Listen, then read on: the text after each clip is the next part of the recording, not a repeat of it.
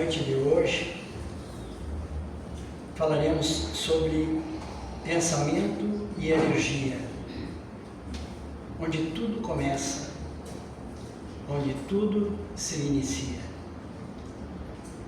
A nossa vida nada mais é do que o reflexo do nosso pensamento. O pensamento mora na base de tudo o que nós realizamos. Tudo que foi criado pelo pensamento. Tudo o que encontro e vou colhendo é o resultado do que um dia eu pensei. As provas que venhamos a passar são resultado das escolhas que um dia eu tomei. As expiações que talvez venhamos a passar são resultados do nosso pensamento. A vida nos traz aquilo que um dia cada um de nós pensou. O pensamento gera as palavras que eu falo, as ações que eu tomo, a conduta pela qual me conduzo na vida. Isso define determinados hábitos e esses hábitos são os condutores da minha vida. O que semeio, o que falo, como me porto, os hábitos que eu cultivo em relação a meu corpo, os hábitos morais, são os definidores daquilo que eu vou encontrando perante a vida.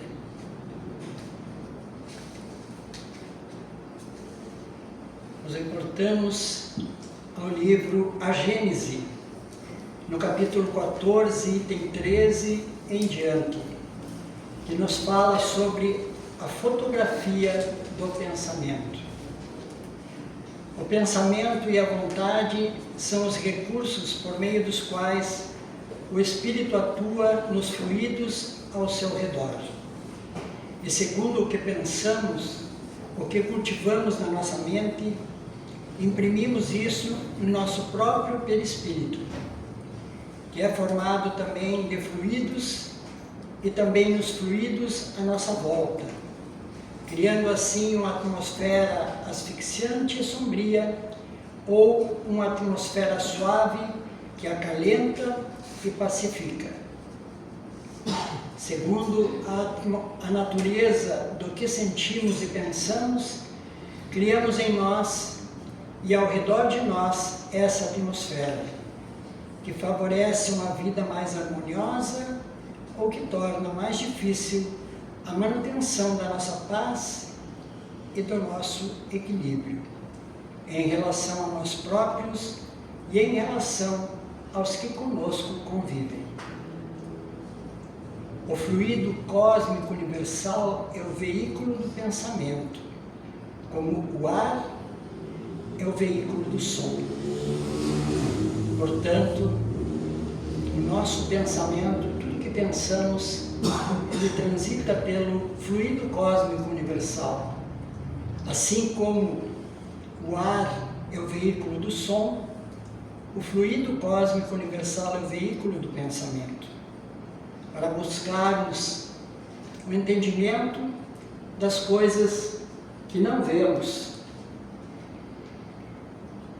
Para os espíritos, o pensamento e a vontade são o que a mão para o homem, o que é a mão para o homem. Portanto, o nosso pensamento nasce do espírito. Ele se fotografa no perispírito, como nos explica esse capítulo da Gênese. E como o perispírito é o intermediário entre o pensamento, entre o espírito e o corpo físico, ele se reflete no nosso corpo físico. Sendo assim, o processo de construção da nossa realidade se segue da seguinte forma: pensamentos geram sentimentos, que geram emoções, que geram ações e que geram os resultados que temos perante a vida. Para entendermos este processo, ou seja, os pensamentos nascem do espírito, que se fotografam, se irradiam no perispírito, formando um campo energético de atração para pessoas e circunstâncias necessárias à evolução do espírito, e repercutem no corpo físico das mais variadas formas. Portanto, cada pessoa a qual nos conectamos, encontramos na vida, sejam elas no trabalho, na sociedade, na família, em qualquer circunstância, nada é ao acaso. Tudo tem um porquê.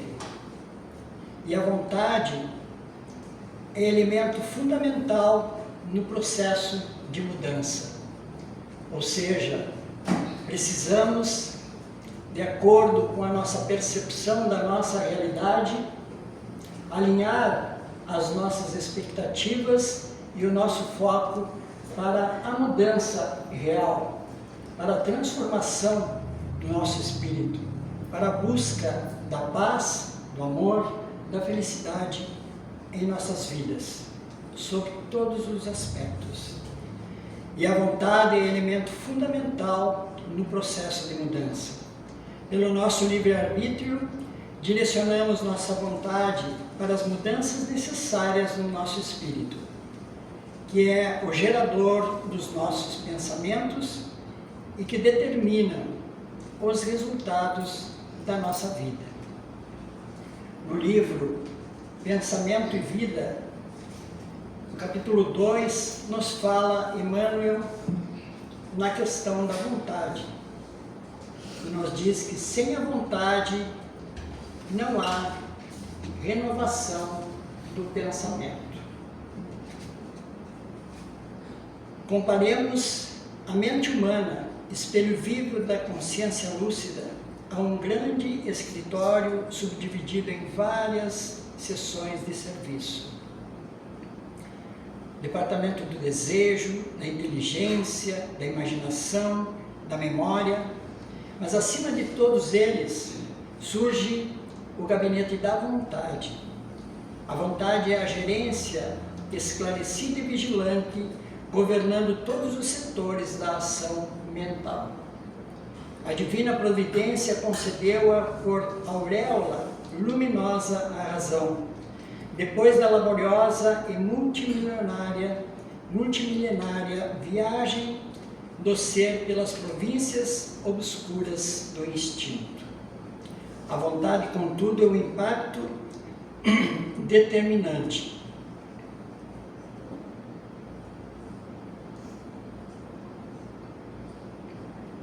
Nela, dispomos do botão poderoso que decide o movimento ou a inércia da máquina. O cérebro é o dínamo que produz a energia mental, segundo a capacidade de reflexão que lhe é própria. No entanto, na vontade temos o controle que a dirige nesse ou naquele rumo, estabelecendo causas que comandam os problemas do destino.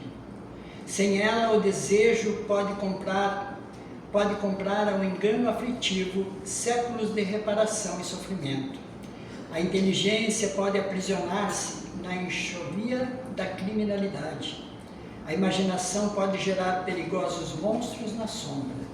E a memória, não obstante fiel à sua função de registradora, conforme a destinação que a natureza lhe assinala, pode cair em deplorável relaxamento. Só a vontade é suficientemente forte para sustentar a harmonia do espírito.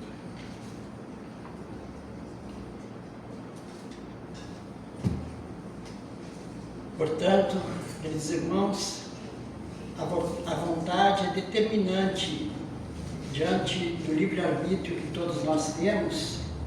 Ela é determinante para tomarmos esta ou aquela direção. para identificarmos o nosso foco e o que realmente precisamos fazer para a nossa transformação, para mudar a nossa realidade. E a vontade é elemento essencial nesse processo. E para complementar nossa fala, apresentamos elementos que a ciência nos traz através da neurociência. Como já vimos, o pensamento modela o perispírito e influencia a matéria. O pensamento nasce do espírito. O cérebro não cria o pensamento. Ele funciona como instrumento de manifestação do espírito. O pensamento é um dos princípios e dos principais estímulos que moldam o cérebro. E esse processo ocorre por meio da neuroplasticidade, que é a capacidade do cérebro de se modificar estrutural e funcionalmente ao longo da vida. O pensamento gera atividade elétrica e química no cérebro. Quando você pensa em algo, ocorre uma ativação na rede de neurônios. Com a repetição suficiente, o cérebro transforma pensamentos conscientes em programas automáticos do subconsciente. Se o pensamento vem do espírito e atua sobre o cérebro, então o pensamento pode remodelar o cérebro. Esse é o princípio da neuroplasticidade. Pensamentos repetidos, emoções constantes, hábitos mentais. Portanto, olhemos, vigiemos os nossos pensamentos, aquilo que estamos no dia a dia nutrindo, porque isso está sendo armazenado, está criando, construindo caminhos mentais no nosso cérebro e vai respondendo diariamente nas circunstâncias às quais nos deparamos.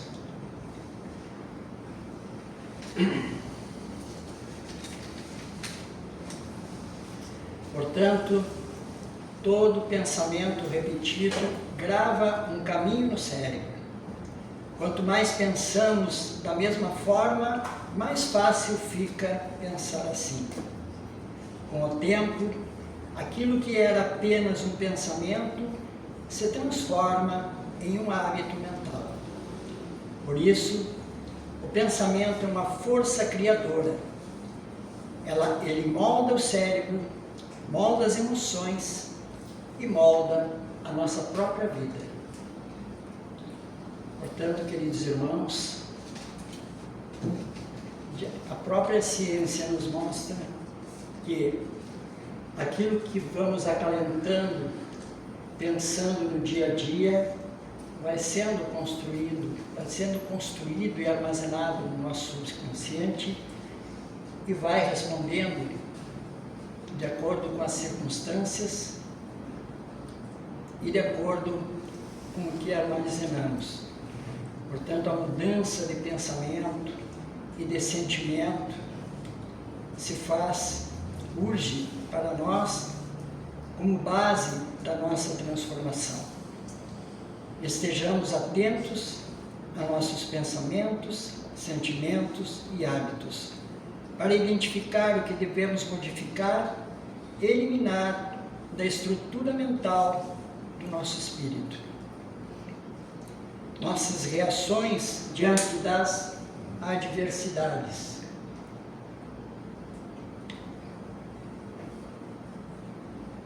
Passemos a observar de que forma reagimos diante das adversidades da vida. Quando reagimos desta ou daquela forma, essas reações vêm daquilo que nós armazenamos no nosso espírito, na nossa mente. Nossas reações diante de uma ofensa ou agressão. De que forma reagimos?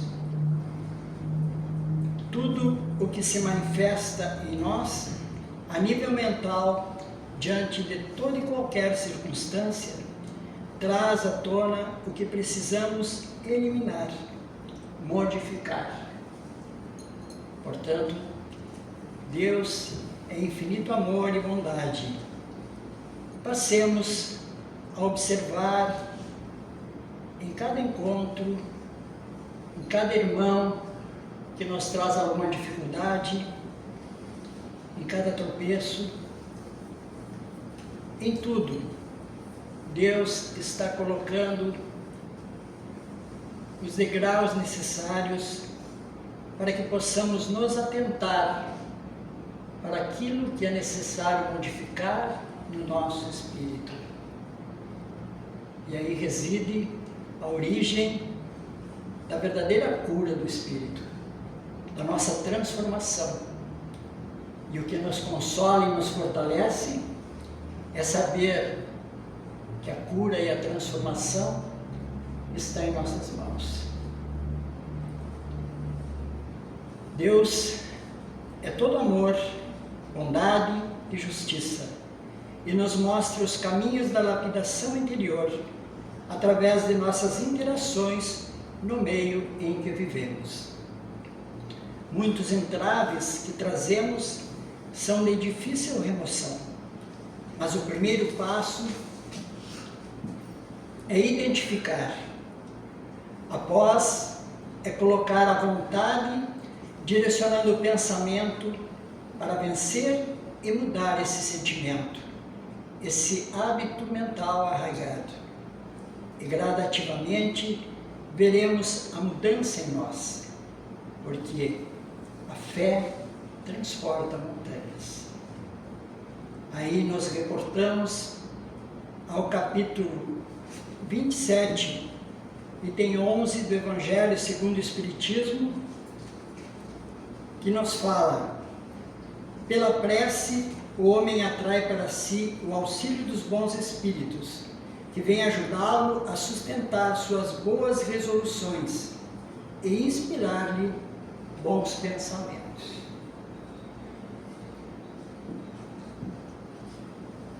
Portanto, através da oração, nos conectamos a Deus, aos bons espíritos que nos ajudam e nos inspiram na mudança de pensamento através da vontade. Nossa energia muda através da prece e damos acesso aos bons pensamentos, sentimentos e a um padrão energético mais elevado, facilitando a nossa conexão com os bons espíritos para viabilizar o nosso processo de transformação interior.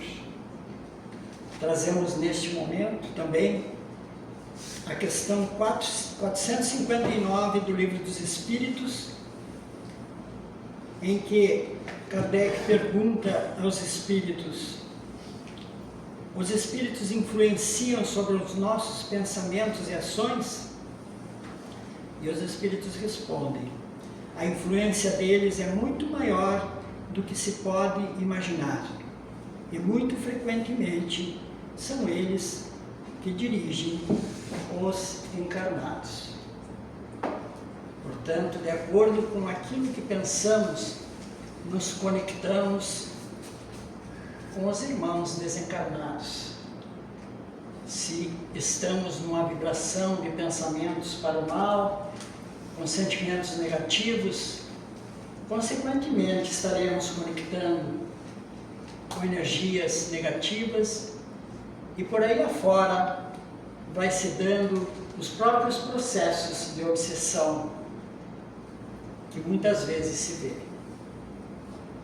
Então, o nosso pensamento dá origem às nossas conexões.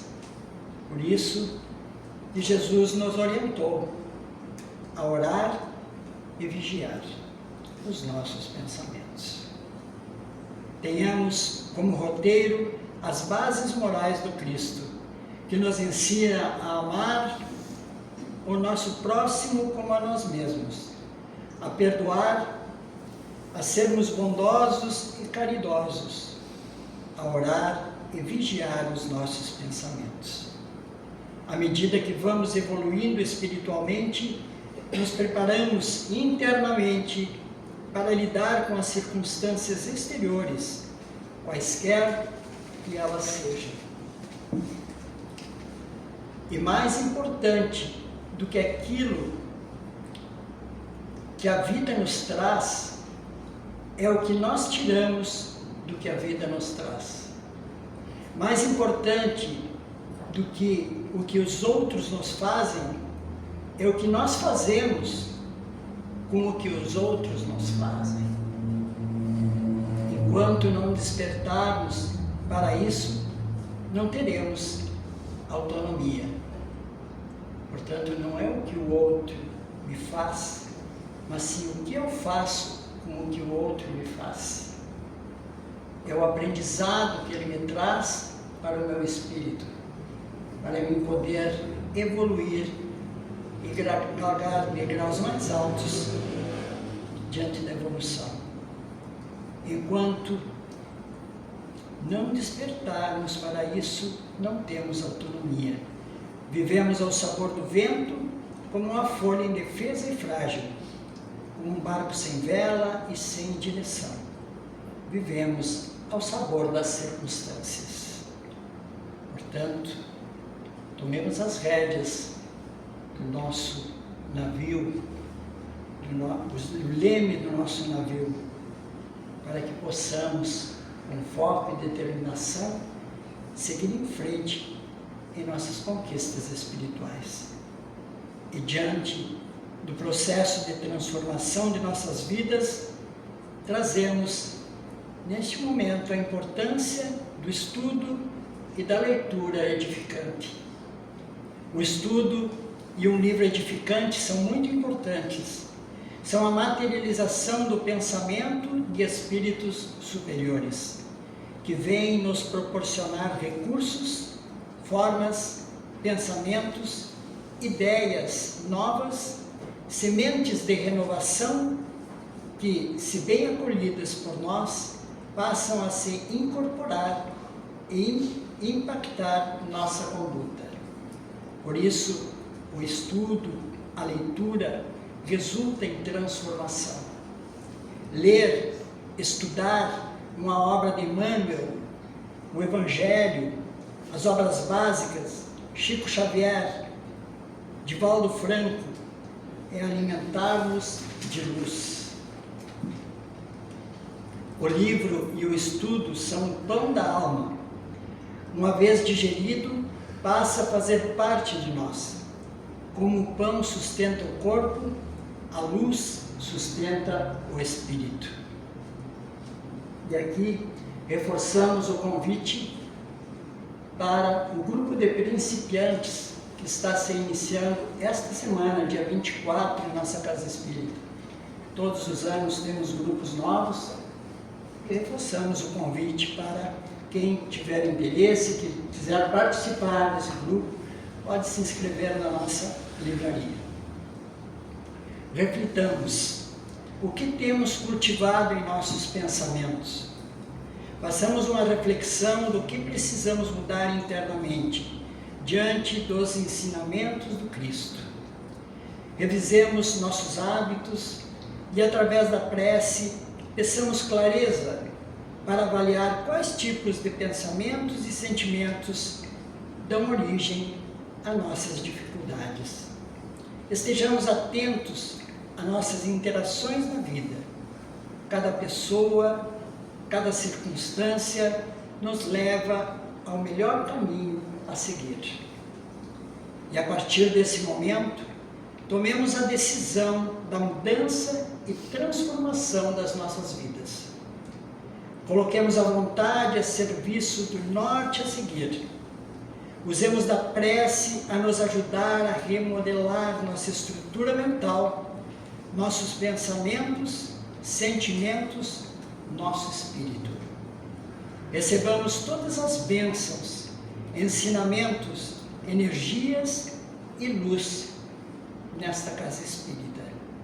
Casa de luz e de amor, liderada por Eduardo Chateaubriand, através das palestras doutrinárias, do passe, do atendimento fraterno dos estudos.